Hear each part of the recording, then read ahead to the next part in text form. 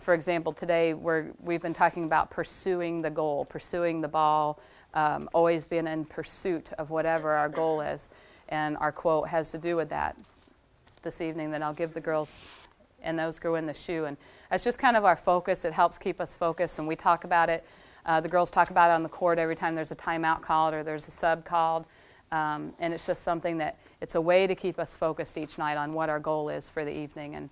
And that's something that you can do, whether it's your quotes, whether it's talking about your state standards and, verbalizing those to the kids. Sometimes my quote is this, or my saying for the day, our starter, is taking a look at what the state standard is, what that goal is for the week, and putting those expectations out there for the kids is a good way to introduce your concept. And again, the whole topic of brainwashing came up, and they said, well, if you look at the expectation, and this is our goal, this is our expectation for the week. The kids see it up there all week, every day in front of them. And if your state standard is up there, it kind of sets the tone. The brain sees that, the brain reads that, and it opens up and says, oh, that's what I'm learning this week, or that's what I'm going to learn today. And just seeing it there and putting it out there to them and exposing them to it is the I guess a great place to start, because the brain sees that and it opens itself up to it and is much more accepting of that. These are just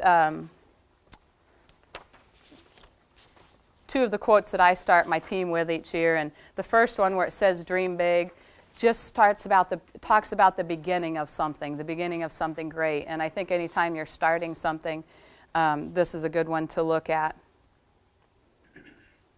If you just look at the bottom paragraph, it says, the start of something new brings the hope of something great.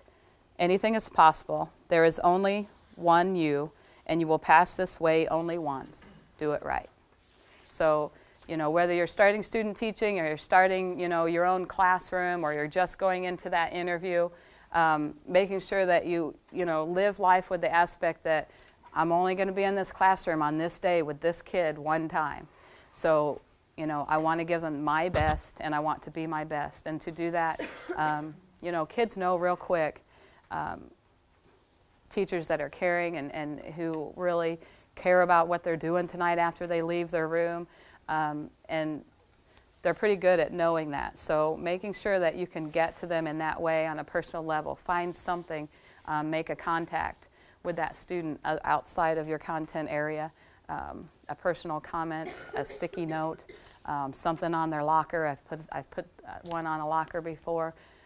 So making that connection, that you can be that one person in their life that lets them understand that they are worthy, they do have self-worth, and that you can improve that self-esteem, improving their performance at the same time as a student. So it's kind of twofold, makes them feel good, and if they perform well in the classroom, they'll have a more positive attitude towards school. So it's a positive cycle, and you have the chance to start it right there with student teaching and as you take your own classroom. Okay. That's all I have. Thank you.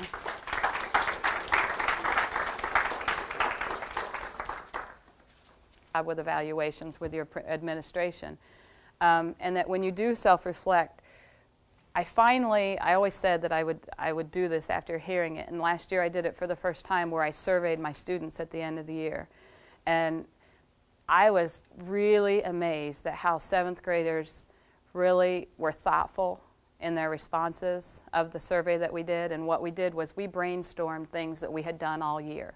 We talked about, and sometimes they forget what we did at the beginning of the year, that we opened our year with the mystery unit, and they loved going back and talking about it. Oh yeah, I loved it when we did the blood stain pattern, and all the way through.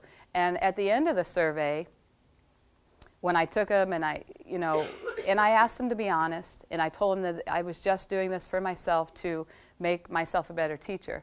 And what was my favorite unit of the year, a LEAF unit where we did classifying and using a taxonomic key and outside, and it was 10 days of, and that was one of the ones that they didn't like the most, or that they liked the least. And I was mad. When I got to the first couple, I thought, how could they not like that unit? That's my favorite. That's one of the best.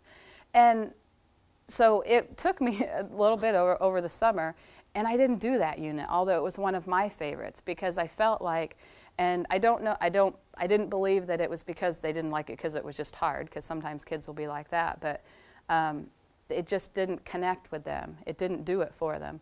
And although it's something I liked as a student and I liked teaching, and it was probably one of the things I looked forward to most of the year, I had to take it out, and I did a whole nother 10-week inquiry unit, and that seemed to go pretty well, but I'll find out at the end of the year when I survey them.